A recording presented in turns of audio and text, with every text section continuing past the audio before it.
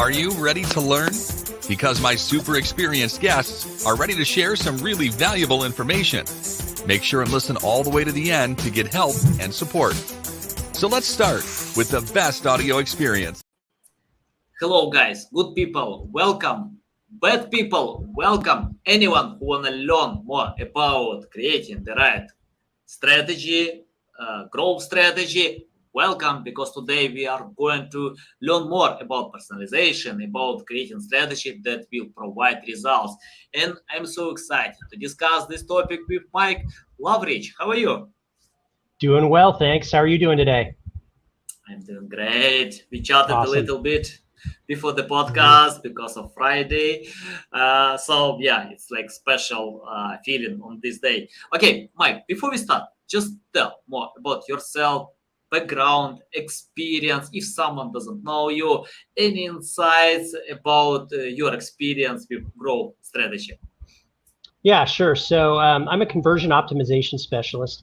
Started off doing marketing research for the movie studios in Hollywood. I did a presidential campaign, the analytics for that. Did pricing for Intel for their computer chips for a few years, and then got into this conversion optimization stuff. And as far as growth strategy goes, there's driving traffic, and then there's converting traffic. And my specialty is converting that traffic. So been doing that at Fortune 500 companies for the last few years, and it's been a good ride.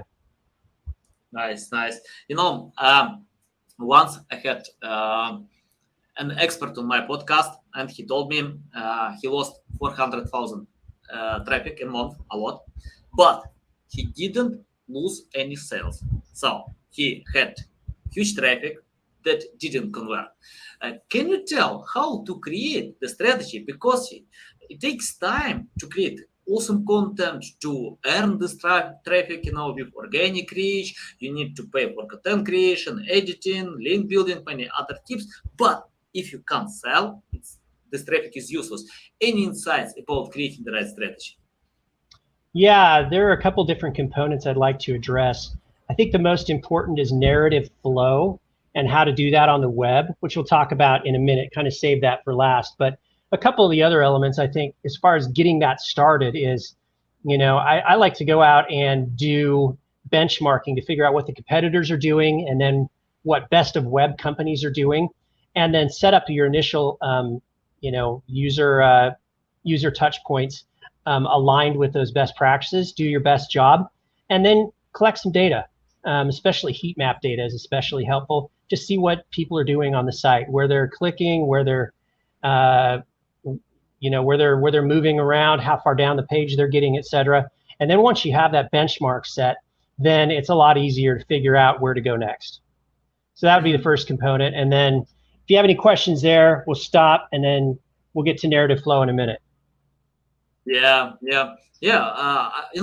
I think all companies learn competitors.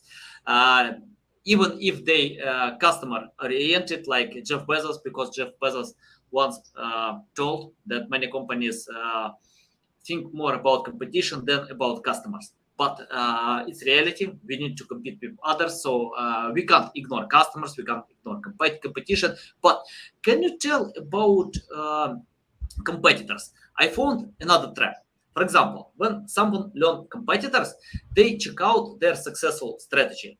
But sometimes competitors can highlight their strong sides. For example, if they are good with, like blog posts, but if you have the right experience, it's hard to overcome them. If they're good on YouTube, okay, but if you have no experience filming these videos, it's hard to overcome them. So tell how to learn competition in order to find their gaps, in order to find their weak side, and highlight your strong side and unique selling proposition. Yeah, I mean, a good way is just talking to customers and seeing what they've experienced, maybe even going and signing up for your competitor's product and going through that process yourself will help you to learn what's going on. So that's a good way to do it as well. Yeah. Okay. I'm interested about conversion. For example, if I open apple.com, I see simple content. Nothing special, not a lot of words, like a few words make difference. I don't remember all the words, but just 2, 3 words, that's it, But I like this content, very simple, consumable. And I found many companies submit a lot more on landing page or home page, trying to sell almost everything.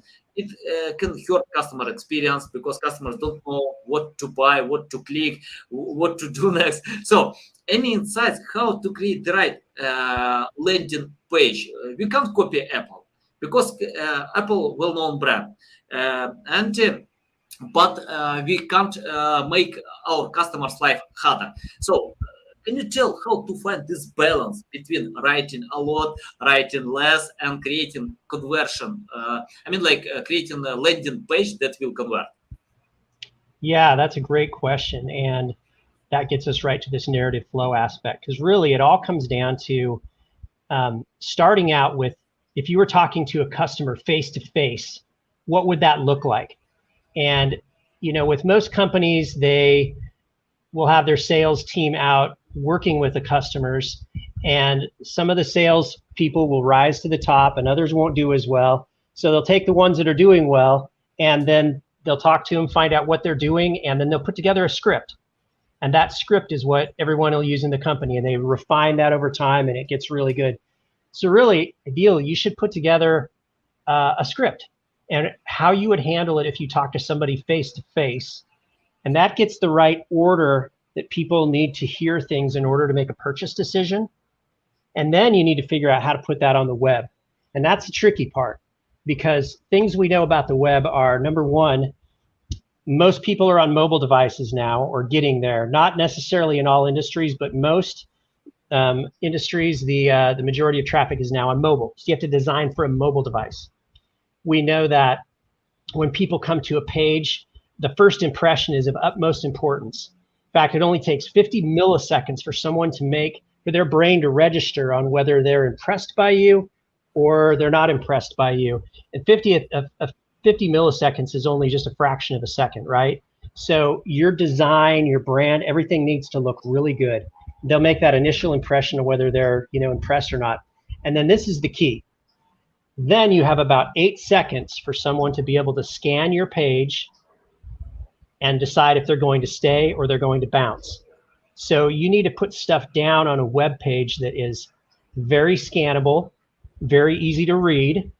And that's difficult when you're taking a full-length script and you're putting it on the web.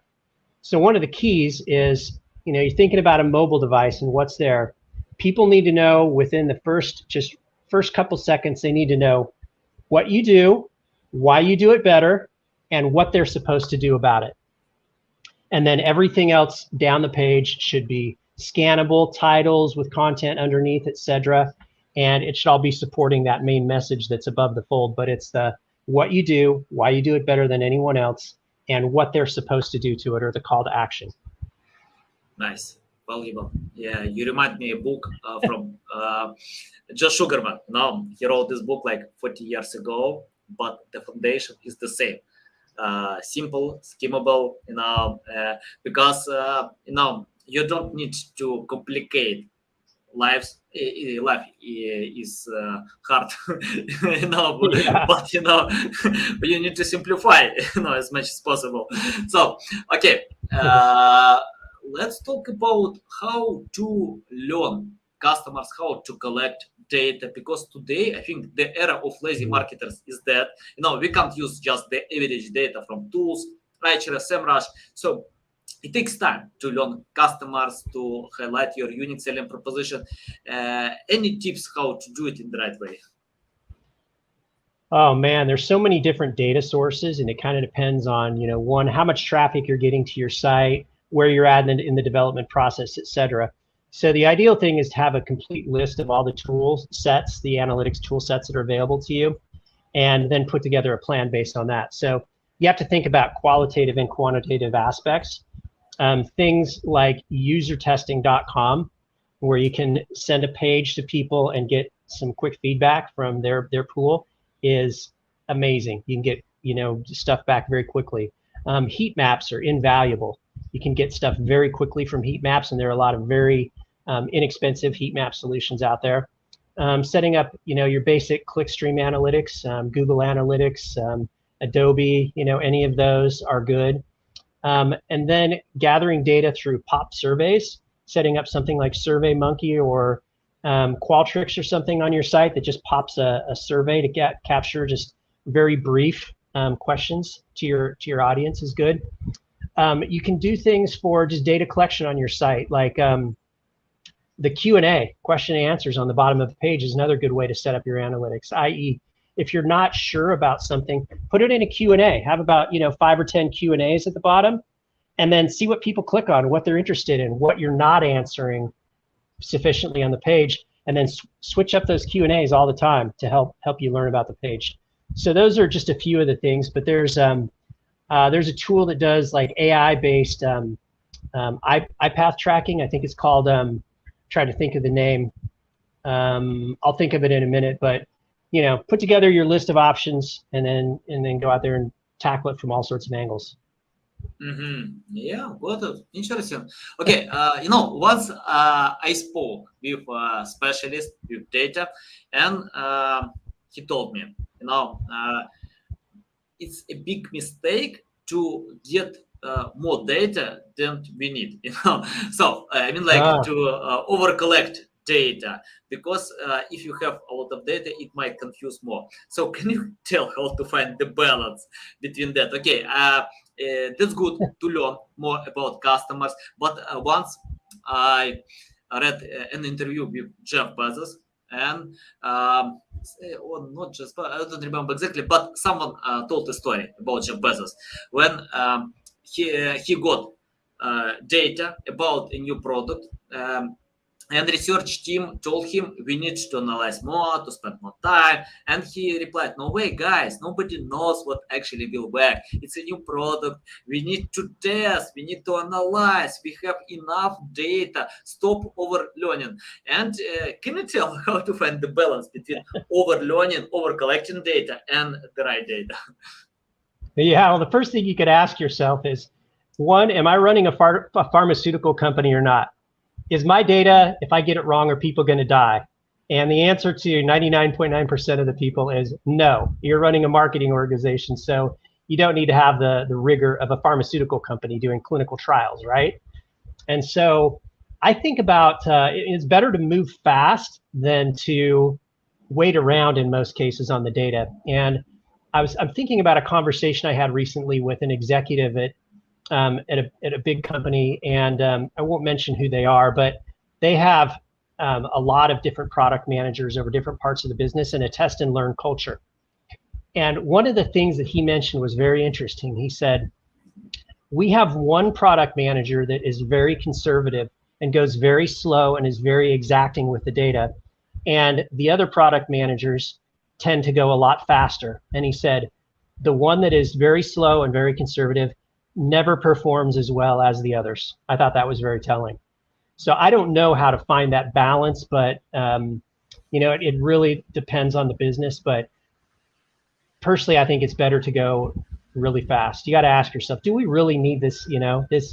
This particular data? Do we already know the answer? And one way to do that is, does it align with UX best practice or not? If it does, then sometimes you can just roll those things out and you don't need to test them. Yeah, awesome. Yeah, sorry for this noise. Now someone decided to fix something here. I don't know what. Okay, don't worry about it. Okay, let's talk about, for example, when we collect data, we have data.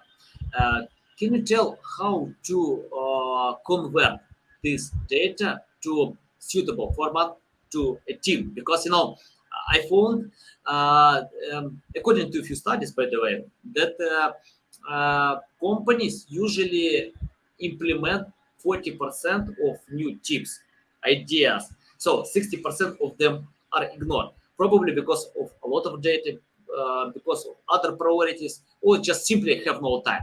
So can you tell how to convert this data to a suitable format that will help marketers, salespeople to use this data in the right way and to create the right content or sell products? Yeah, I think it's that's always the tough part. First, it's tough to get analysts that can look at data and pull learnings out of the data, right? That's one tough thing. And then it's even tougher to find someone that can take the learnings from different sources and then translate that into a strategy. One of the good ways to do that is looking at the data, capturing the learnings, just putting it in a spreadsheet or somewhere, and collecting those real time, all the time. Maybe having a place where other people can put their learnings from the data as well. And then every so often, maybe once a quarter, going back and looking at all those data sources and then sorting them into categories. So say, here's some data that we're finding out, we found out about the form on our site. Here's some data about the header. Here's some data about the footer. Here's some data on, our social proof, etc. Put them into sections, and then go through and analyze and decide, which ones are the biggest levers that you should work on, that have the best ideas, and then go through a prioritization process. And just take the top one first. But you need to have some sort of prioritization process, and you need to have some sort of process for capturing those ideas and keeping them so that you don't forget them. I like that you mentioned this word priority. Because once I watched interview with Bill Gates, and he told, for example, if he has two products, A and B, after investing X amount of money to product A and X amount to product B, if product B, let's imagine, sells 2 times more, the next time he won't invest anything to product A, and all money he will invest to product B, 2x budget. But what I see, when companies are trying to cover a lot with limited resources, for example, to get many channels, SEO, paid marketing, social media, name them, so many channels. Can you tell how to choose priorities? Even if they use just one channel, let's imagine paid marketing. But when they have a lot of products in store, it's not good idea to try to sell all these products. It's better to choose priorities. Can you tell more about priorities? How to choose the right one? No, in that concept. So as far as like choosing products to sell or whatever, I think it's just it comes down to just ROI, which ones are going to net you the best ROI. So your finance guy can put together an analysis there. When you're talking about channels to utilize, I think it comes down to which channels are top of funnel, which ones are medium funnel, which ones are lower funnel, and recognizing the difference between those. I think a mistake that sometimes folks make this mistake a lot is they'll put a lot of money into paid channels that are easily trackable, Facebook ads, Google and so forth, but then they won't do as much with their branding. So putting money into making TikTok videos and stuff like that, things that are upper funnel, and you need to have something in all the buckets so that your whole funnel is getting taken care of. So those priorities shouldn't just be ROI based, because a lot of times it's hard to measure ROI top of funnel. Did that answer your question? That question could have gone a lot of different ways. I don't know if I did that the right way, but it's a broad question. I think it depends. We can consider many factors, but you reply to this question. It's a broad question. Then you throw Bill Gates in, and whatever answer I'm going to give is competing with Bill Gates. So I should have just passed on that one. I think Bill is good with something that he does, and he gets these broad questions as well, so he need to reply to them. Okay, let's talk about retaining customers, because today retaining customers costs 5 times less than acquiring new ones. So and if you have customers, you can even to sell existing customers 2 times more, to double your sales with existing customers, because they know your brand, they have some loyalty. So any insights how to retain customers longer? Yeah, that's so different all across the board, but retention really starts from first contact, So like if people are coming to your website right off the bat and it doesn't look very good, then that's going to cause a retention issue down the line. If someone calls your call center and they have to be on hold, or they don't get good service, then that causes a retention issue. So, it's every step of the funnel you need to think about retention, as well as having those programs, downstream that that help to do that. So retention is an issue that happens from first contact all the way through, and maybe people forget that. Yeah. For example, in my company, we usually to retain customers, we usually provide them more than promise. For example, if I promise to do SEO, but when we see they have struggles to create content, so why not? If we have resources, we usually do it. And the second way, what we usually do, we communicate more often than just one time a month when we need payment. So we usually can ask what's going on a few times a week. Many different methods you can use to retain customers longer, to make them happy. And if you customers get this attention, you can increase results. I'm interested. Can I add one more thing to that? Yeah. So sure. There were a few years ago, I was at a company called T-Sheets, and they sold time tracking software for small medium businesses, and they were really good at retention. And one of the things they did one time that I just thought was, it was amazing, and it wasn't something that was planned out in advance. It was just who they are. But there was a hurricane or something down in Texas, and they went through and found all the customers down in that area, and then everybody in the company wrote letters to them, personal letters, and then we sent those out there, and then followed up with phone calls asking them if there was anything else anything that they needed, if there was anything we could do, sending them money or sending them whatever. And it had nothing to do with the business. It just had to do with human contact and just caring and reaching out. And they did stuff like that all the time, and it was amazing. Yeah, awesome. Okay, I opened your LinkedIn profile, and what I found, that you help to get 50% increase in sign up for conversion. So can you tell how you did it? Because for example, if I have landing pages and I have some customers who struggle even to get good conversion with their landing pages, so they spend some time to change, to test many different things. But when I see 50%, it's a lot. So any insights, tips, how to do it, best practices? Of course, it depends, but any best practices will be interested. Yeah, one thing is the form was set up so that it was better for desktop users than mobile. So the first step was changing it to be optimized for mobile. The second thing was going through and doing a study of there's some pretty good articles out there on form best practices for mobile devices. So researching there, going through every single aspect and comparing that with the current form. So right there, we just made a bunch of changes to the form. Another thing is, I think the form that we had was 6 steps, and it was just too long. And forms should be something that you reduce friction. Somebody's already raised their hand and said, I want this. So it should be as easy as possible. And I think about what they're doing at Whole Foods right now, at Amazon experimenting with, where you've got just a card or an app on your phone or something, and you just go to the store and you pick out what you want, you put it in the basket, and then you walk out of the store. And it scans everything as you walk out of the store, and it debits your account. Like, you don't even have to stand in a line. If we can make experiences that are that frictionless, like, why not? People have already raised their hand and said, I want to buy, and anything that makes it difficult, you got to get rid of that relentlessly. Yeah, love it. Yeah, awesome.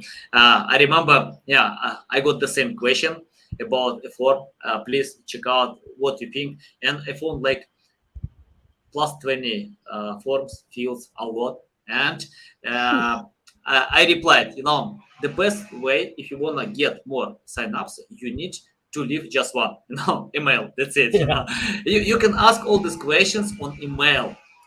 If you get email, you can simplify your customers' lives, because if you catch them, yeah, you can ask anything in phone call, in email, but many people are busy and they have no time to fill all these forms.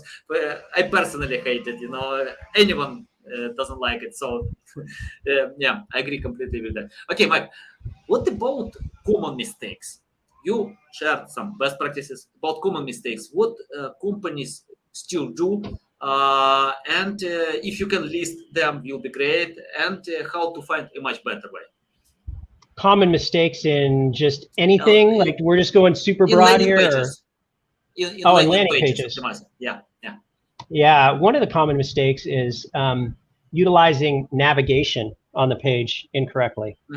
First off, when you're on a mobile device, navigation takes a lot of space, and that first page is critical import because a lot of people drop after the first page. So anything you've got in a navigation bar is going to take up real estate, and a lot of people they don't know what to put in a navigation, so they just put a bunch of stuff up there. But within landing pages, it's either better to leave off the navigation, or you have a navigation that outlines the funnel. And a lot of times the funnel is about us, products, pricing, contact us, and that's all you need. And really, most people, they're going to go and click on pricing anyway. That's the main thing that needs to be up there. But outline the funnel in the navigation. So that's one thing. Yeah. Another is not having a solid value prop on the landing page. We talked earlier about how quick you need to grab somebody's attention, and you need to have the what, the why, and how you do it better. And one of the common mistakes is you go to someone's page and it'll just have some statement that really doesn't, it's cute, it's clever, it rhymes, whatever, but it doesn't really tell you what they do or why they do it better. It doesn't give you any information that'll help you with a purchase decision. So that's another common mistake. You mentioned about funnel. It's interesting. 12 years ago, I set up Google Ads alone without any special skills. I had an online shop, and what I did, I set up Google Ads, and that worked well because I paid 5-10 cents per click. Today I need to pay $5-10, $100 times more, and I can't do it without creating a buying persona, without sales funnel. Can you tell how to do it? How to create a buying persona and the right sales funnel for your content plan? That's not really an area of expertise of mine, so I'm going to pass on that question. Okay, no worries about that. Okay, let's, I'm interested, I have some students in my network who are looking for ways to be an expert in one day, to learn more about content rate optimization, about growth strategy. Let's imagine you started from scratch without any experience, knowledge, skills, just completely from scratch. What will you do today to learn more about growth strategy? To learn more about growth strategy, do an online search and read some articles, do some online trading. CXL.com, Conversion Institute, they've got some good, online conversion training that you can take, which would be good. Getting a job, getting an internship where you get some boots on the ground experience, etc. But, luckily we live in the day and age where you can find a lot of good stuff just online. And what kind of tools to learn? Like Google Analytics, any others?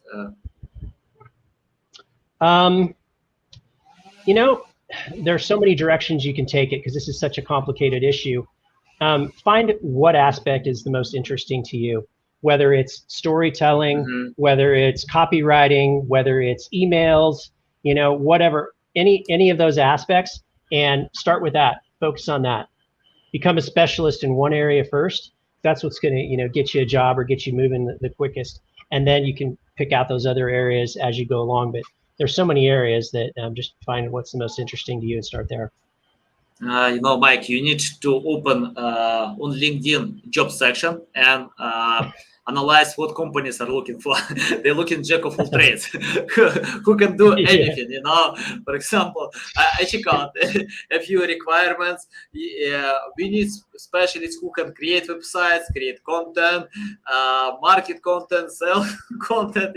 A lot. Even just SEO. In SEO, for example, in my company, I have specialists who can create strategy, who can provide technical optimization, link building. Even link building, I can divide to many different sections.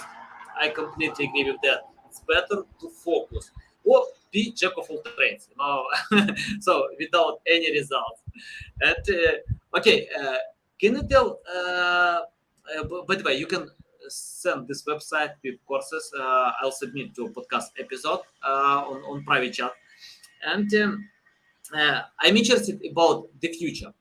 Can you predict the future? Because many things are coming, metaverse, augmented reality. I don't know. We will see. But where companies need to pay attention today to win in the future?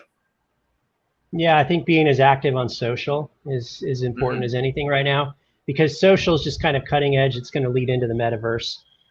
Social, being involved in there, you're kind of indirectly getting, well, actually directly, you're getting involved with AI and the algorithms that those platforms are using to start understanding that. But learning how to capture people's interest very quickly on social platforms, even though they're not, might not be as big of a return just off of organic social. It's, it's something that just needs to be done. So putting the time and effort there is going to set you up the best, I think, for the future. Nice. Yeah, great. Okay, Mike, the final question Final. about AI. AI. Okay. Yeah, I can't avoid this question, sorry, because it's a hot topic. I still get a lot of questions about AI. I personally use AI because it can help to save my time, and I love my time. I need my time. For example, you can lose money, you can lose properties, and get it back. But if you lose time, you can't get back. Yeah, you just waste this time. Okay, any thoughts about ChatGPT or any other AI tools today? How to implement them in your strategy? I think when they're available, dabbling with them and starting to learn how they work, doing testing there is, obviously extremely important, because I don't know how long it's going to be before that stuff is completely mainstream, but my guess is that it will happen very quickly within the next year or two. That it's there's more stuff happening behind the scenes than most people know, and so wherever that's available, use it, try it, put it to work and experiment with it, because we all know it's the future, but I think it's happening a lot quicker than people know. And because you say you use it a lot, you can probably attest to that. What are your thoughts there? I think it's not only future; it's present. That was simple to ignore, hard today and impossible tomorrow. Now, yeah, and I test them, and what I can see, AI is not a golden button. I don't know it will be or not. It's not golden button, but it's time saver. So if you need time, you can do many things with AI to analyze, generate text, and edit them manually, add extra insights, because AI can't create the complete product. But if you just spend a little bit time by editing, you can get much faster all these results and save time. Even more, it's interesting. We use a lot of AI to translate text. I compared, for example, we translated text from English to Ukrainian and Russian, because I speak these languages, I can understand the results. And what I found, I compared results on Google Translation and ChatGPT. And ChatGPT translates much better. I don't know why, but because if I know correctly, Google Translate uses AI as well, but on ChatGPT, I can get the exact meaning. It's not only about translation words. And for example, today we save so much money in our company with translations. We don't need to hire translators. We just feed all this content to ChatGPT and get results. So many things you can do with AI. Just think how you can adapt and edit manually to get insights, results. And today AI is important. Mike, it's a big pleasure. to get on my show, to learn from you. Tell our audience the best way how to reach out to you, how to learn more about you, how to follow you. Well, you can find me on LinkedIn. That's probably the best way. Mike Loveridge on LinkedIn, and that'd be the best way to do it. Okay, guys, you can find the link to Mike Loveridge in the description below. Listen us on Apple, Google, Spotify. Thanks again for your time. A big pleasure. I love all your insights. So valuable. Guys, you need to follow Mike on LinkedIn because you can see a lot of value. Okay, guys, love you. See you.